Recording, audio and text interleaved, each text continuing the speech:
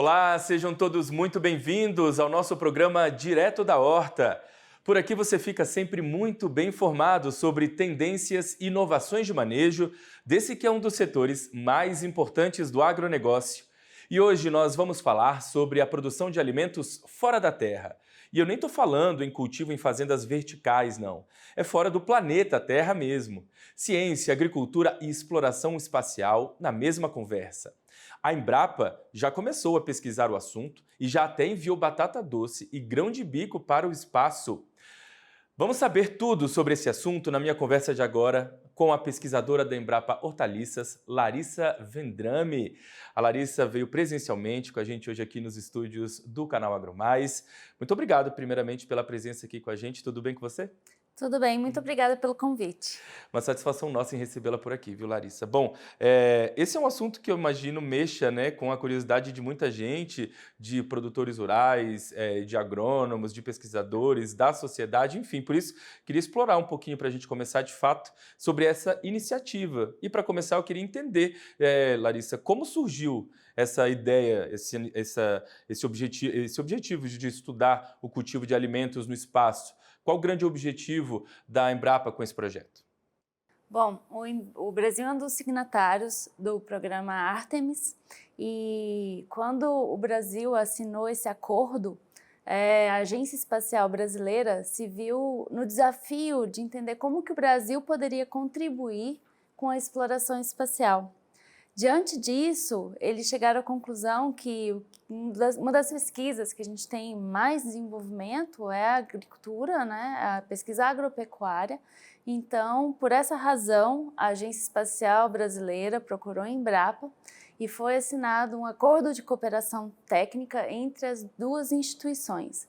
E a partir desse momento, foi sendo formada a Rede de Agricultura Espacial Brasileira, para unir esforços com outras instituições de pesquisa brasileiras, universidades, para que a gente tivesse um grupo de pesquisadores com a competência necessária para contribuir e levar soluções dentro da agricultura espacial, exploração espacial de maneira geral.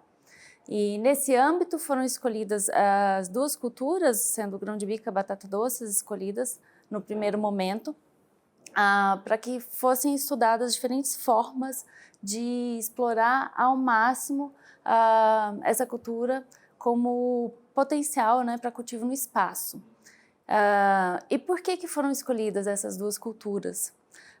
Por serem culturas de ciclo curto, de fácil manejo e culturas que se tem um melhor aproveitamento da planta de maneira geral.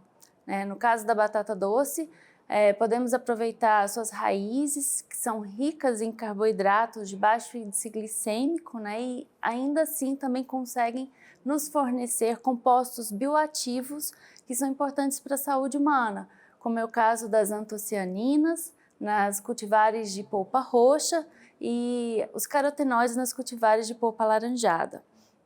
Eu quero só aproveitar aqui o gancho para quem está em casa e ainda não teve oportunidade ou por acaso não viu, porque foi muito noticiado. Mas para quem ainda não viu, não ficou sabendo, vocês enviaram, né, a batata doce e o grão de bico no primeiro semestre desse ano, numa ocasião muito específica. Eu queria que você só refrescasse a memória de quem está em casa. Em que ocasião isso aconteceu? Como isso aconteceu? Sim, foi no voo da Blue Origin, totalmente tripulado por mulheres, que a Katy Perry também estava na tripulação, e tínhamos também uma engenheira aeroespacial, Aisha Bow, que levou os nossos experimentos junto com ela e conduziu esses experimentos no espaço, num ambiente de microgravidade. E por que isso foi importante para o nosso grupo de pesquisa e para o que a gente está tentando desenvolver, né? Nessa condição de microgravidade, em que a batata doce foi exposta e o grão de bico também, você tem uma condição de estresse para a planta, né? Em estudos anteriores, com plantas modelo, foi observada alteração na expressão gênica de 6 genes, como no caso da planta Arabidopsis thaliana. Então, estamos estudando, né, nesse momento, se ocorre a conservação dessa alteração entre as duas espécies.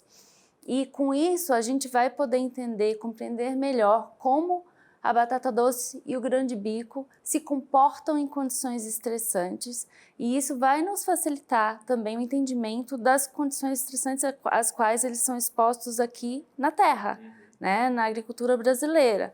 Quais são essas condições estressantes? Por exemplo, a seca, a altas temperaturas, né, ou geadas, são condições de estresse. E a planta desencadeia uma série de respostas para se defender a esse estresse. E como que a gente pode estudar e trazer plantas mais resilientes a essas condições para que o produtor tenha mais segurança na produção do alimento, né?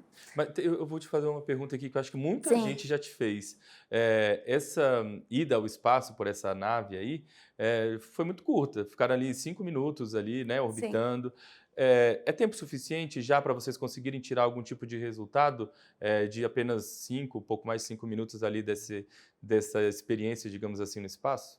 Sim, 2 minutos já são suficientes. A batata doce e o grão-de-bico ficaram ali 4,8 minutos, para ser mais exata.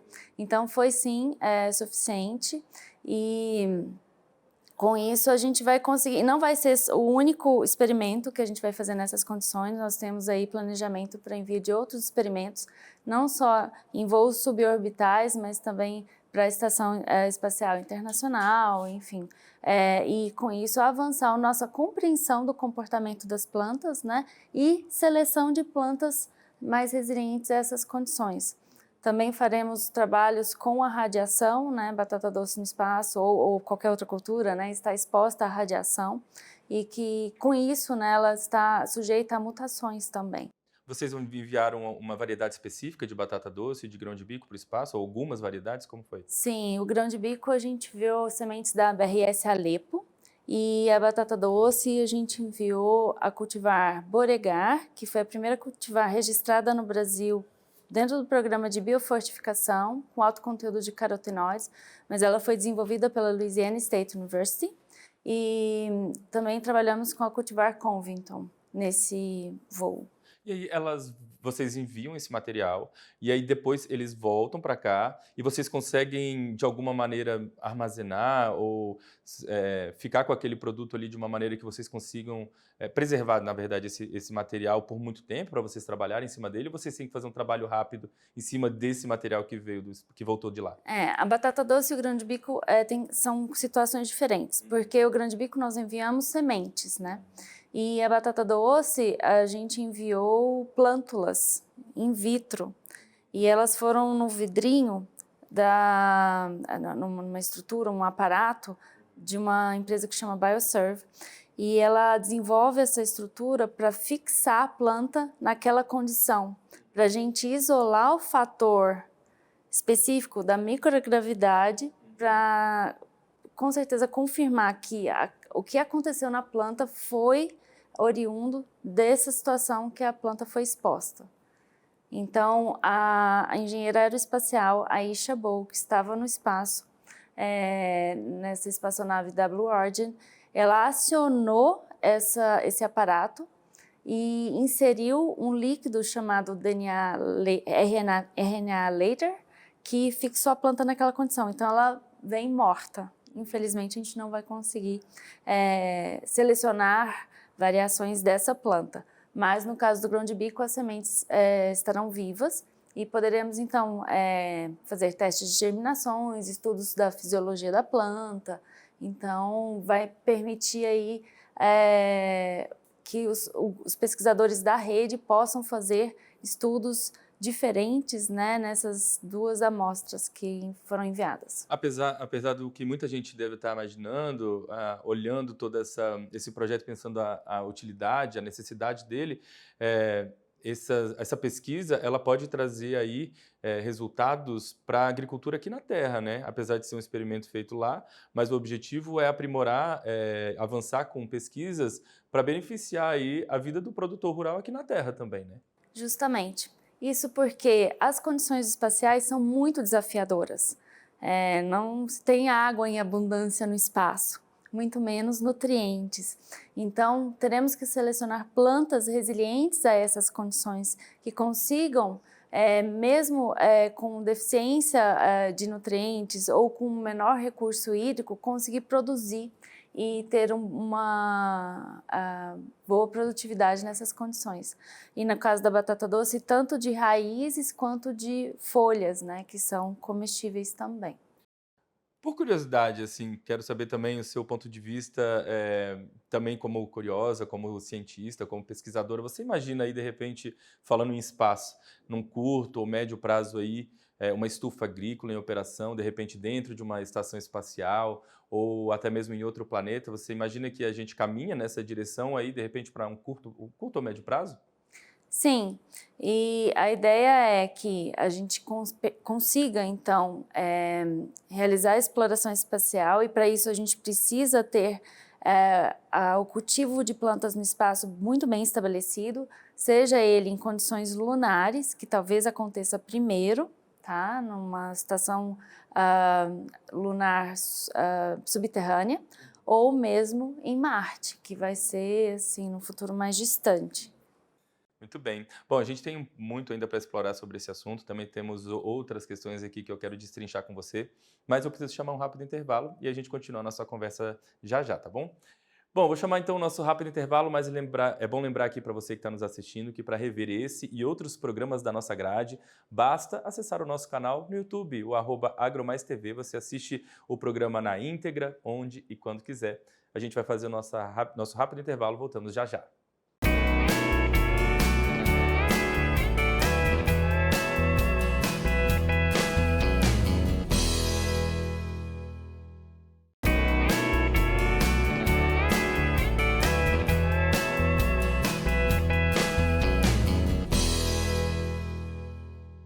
Estamos de volta com o programa Direto da Horta e hoje nós estamos falando aqui com a Larissa Vendrame, da Embrapa Hortaliças. E agora, gente, voltando do intervalo, eu quero aproveitar a sua participação aqui com a gente para entrar num assunto que você entende bastante, que são as pesquisas aí com a batata doce. Inclusive a batata doce que a gente estava falando no primeiro bloco foi uma das escolhidas para ir ao espaço, né? Então, queria que você comentasse um pouquinho para a gente de que maneira a Embrapa tem trabalhado com a batata doce e por que vocês têm investido tanto nessa hortaliça aí ao longo desses últimos anos, principalmente dessas últimas 2 décadas, né? Sim, a batata doce é uma hortaliça que é base alimentar para populações de diversas partes do mundo, né? E ela é considerada segurança alimentar, não só em função da sua característica físico-química, da composição da raiz, mas também em função da resiliência dessa cultura e a sua possibilidade de produção em diversos ambientes. Por exemplo, na África, ela é uma cultura que é base alimentar de diversos países africanos e, inclusive, faz parte de programas de biofortificação para introdução de vitaminas em condições em que, por exemplo, ocorre deficiência visual, né?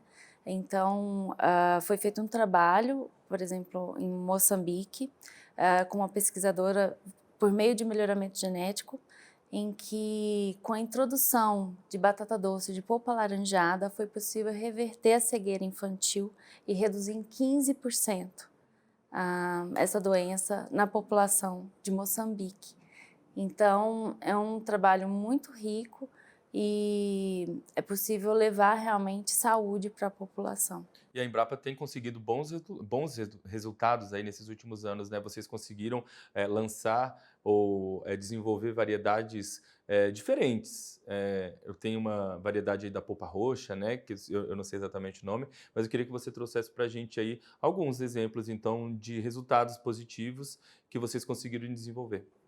Sim, das cultivares de polpa roxa foram desenvolvidos 2 tipos, né? A cultivar BRS Anembé para o mercado de mesa e a cultivar BRS Cotinga para o mercado de indústria, principalmente para a produção de chips, ela rende chips de ótima qualidade e pode ser muito bem explorada nesse sentido, além de outras produções industriais, como no caso de farinhas, né, cervejas, e então tem um potencial enorme de exploração. E o que diferencia essas cultivares de polpa roxa das demais? Elas são ricas em um composto bioativo chamado antocianina, que é o mesmo pigmento que está presente na casca da jabuticaba, na uva, no açaí, no mirtilo mesmo, né?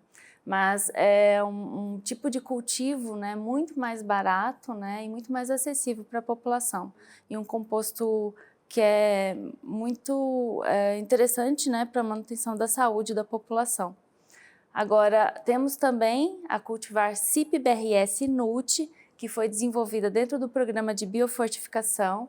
Ela é de polpa alaranjada e rica em carotenoides, que são precursores da provitamina A. Então, ela é muito importante para a saúde dos olhos, da visão, né? E também para a saúde da pele. E elas foram desenvolvidas do ponto de vista de produção também para regiões específicas do país, ou elas conseguem ser produzidas em qualquer região, ou isso varia de acordo com a variedade ali delas?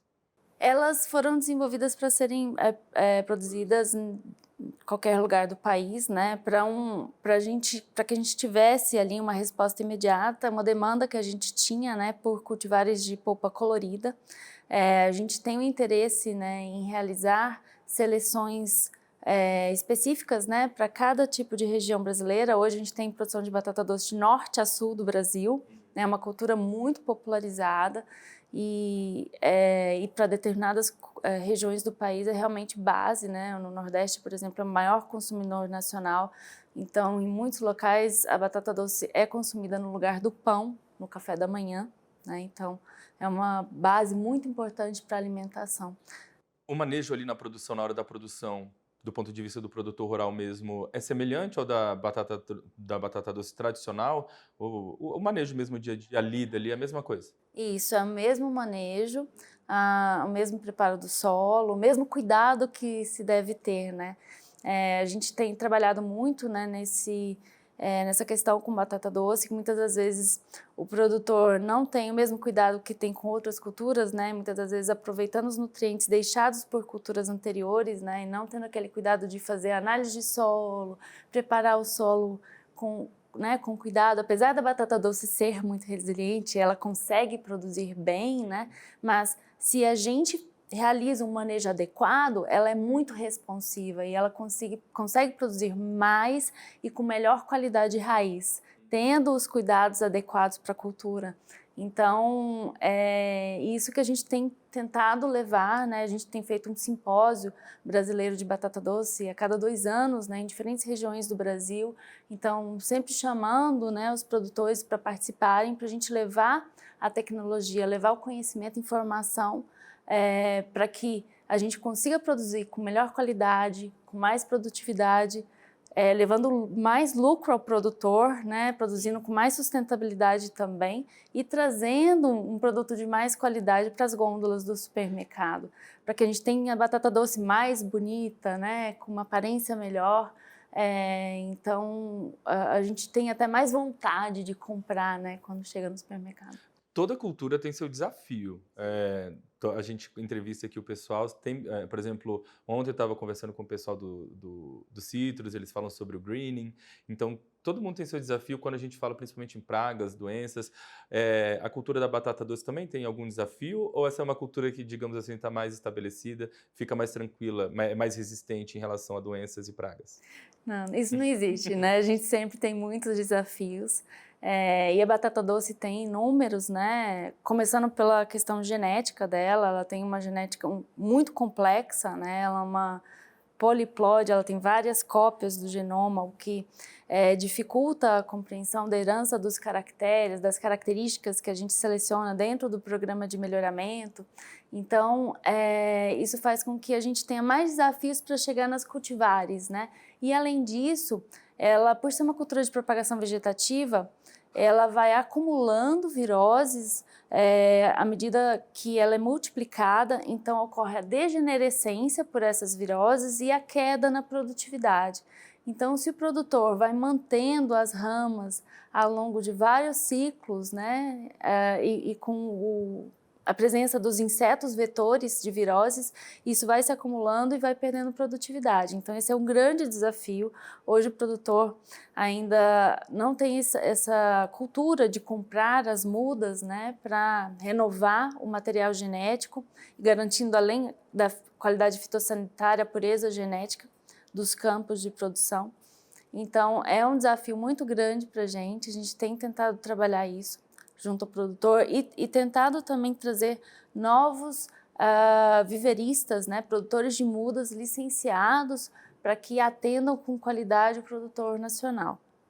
A batata doce, por muito tempo, era vista aí como aliada do pessoal fit, né? O pessoal gostava de comer batata doce e tinha essa história.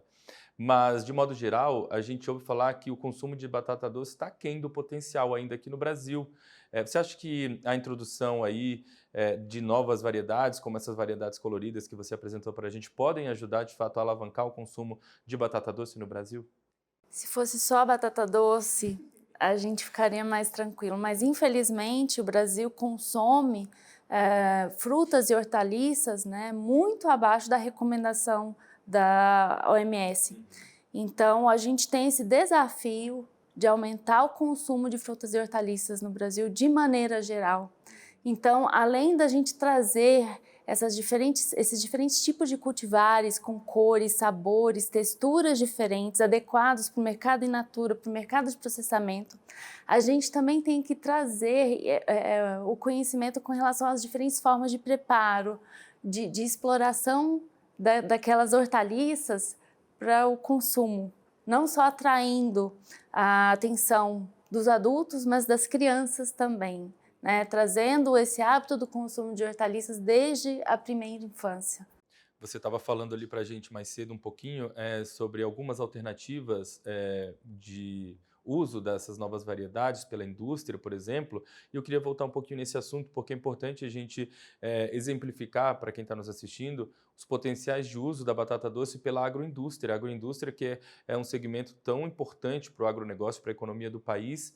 Essas variedades de batatas doces coloridas, roxas, por exemplo, elas tem, de fato, aí um potencial para agregar valor, de fato, para o produtor rural, a partir do momento que elas passam a integrar subprodutos, né, dentro da agroindústria. Existem várias alternativas de uso, né? Sim, com certeza. E a gente já vem observando esse movimento aí no Brasil, em diferentes regiões brasileiras. Estive em Roraima há pouco tempo, visitei produtoras rurais que fazem as farinhas da batata doce. No Sergipe também isso é feito. E os chips da batata doce, né, também tem sido uma das formas de processamento mais comum no Brasil, além da farinha. A gente tem também a produção de cerveja de batata doce. Algumas iniciativas de ração animal também, mas a gente ainda está muito aquém do potencial, né? Eu já visitei outros países que, né, produzem muita batata doce e a gente tem aí um potencial enorme de exploração em diferentes tipos de preparo, como sopas e cervejas e preparo de alimentação infantil de maneira geral, ou, por exemplo, a batata doce palito, né, minimamente processada. Aqui no Brasil a gente não tem exploração da batata doce em palito, que é aquela batata frita mesmo, que a gente consome muito a batata Solano dessa forma, né? Mas a gente poderia utilizar a batata doce também, que tem um potencial magnífico de exploração, ainda mais com essas cores diferentes que a gente tem. Fica a dica para quem está nos assistindo, então, né? Para quem não teve oportunidade ou para quem já observou, mas ainda não optou por fazer o consumo dessas novas variedades de batata doce, para que passem, né, a experimentar, porque isso tudo é fruto de muito trabalho de pesquisa da Embrapa, né? Então, a gente está chegando aqui ao fim, né, do nosso programa, e aí eu queria que você deixasse um último recado em relação aí aos próximos passos da Embrapa. A Embrapa não para, né? Então, as pesquisas, a gente hoje falando muito aqui sobre batata doce, vão continuar para justamente atender a demanda de mercado, mas de produtores rurais também, de consumo, para melhorar, né? Sim, além da gente trazer batata doce com melhor qualidade de raiz, uma aparência mais bonita para o consumidor poder comprar no supermercado, também buscamos as batatas doces mais resistentes aos nematóides, mais resistentes às pragas do solo, mais resilientes em relação aos estresses abióticos também. E estamos aí com a previsão de lançamento de novas cultivares para o ano que vem, já não coloridas, né, mas com as cores mais tradicionais do mercado, de polpa amarela e a pele vermelha, e ela toda branquinha também. E estamos com várias gerações subsequentes de seleção no programa de melhoramento, então teremos muitas novidades e utilizando ferramentas mais modernas dentro do programa de melhoramento, para a gente conseguir trazer mais rapidamente as soluções para o mercado e produtor. Muito bem, eu quero agradecer demais, a gentileza de mais uma vez, né, ter atendido aqui a nossa demanda. Você, o pessoal da Embrapa, sempre muito gentis, são sempre muito gentis em atender aqui aos nossos pedidos. E sabe que o canal está aberto para vocês apresentarem as novidades para a gente sempre. O ano que vem você disse que vem novidade em relação às batatas doces, então a gente está aqui aberto para poder mostrar as novidades para a nossa audiência. Muito obrigado pela participação com a gente hoje, viu? Muito obrigada. Bom, e essa edição então do Direto da Horta fica por aqui. Muito obrigado pela audiência, pelo carinho da sua companhia. A gente se encontra ao longo da programação. Até a próxima. Tchau.